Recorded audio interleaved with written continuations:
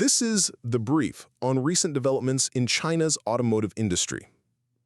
Announcements from the Chengdu Motor Show 2026 and global supply chain updates reveal new flagship electric vehicles as well as strategic manufacturing expansions. First, at the Chengdu Motor Show 2026, BYD officially opened pre-sales for the Dahan EV. To put this vehicle into perspective, we're looking at a Dynasty Series D+ segment flagship sedan stretching 5,256 millimeters long. With presale prices ranging from 249,900 to 299,900 RMB, BYD equipped the Dahan EV with dual front zero-gravity seats and a 31-speaker DV-LED audio system.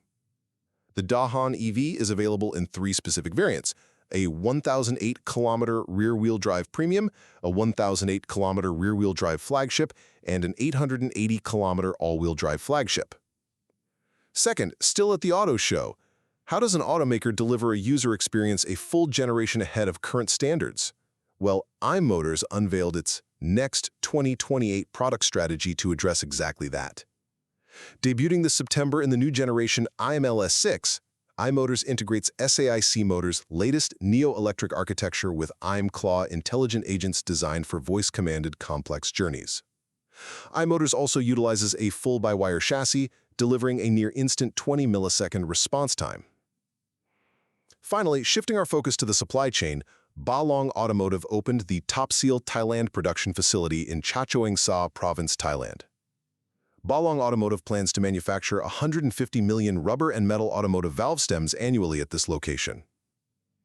This facility connects directly with Baolong Automotive's global production network, which helps reduce the risks associated with relying on a single production location. From new flagship models with 1,008-kilometer ranges to expanded overseas manufacturing capacities, these developments demonstrate continued technical and operational scaling within the automotive sector.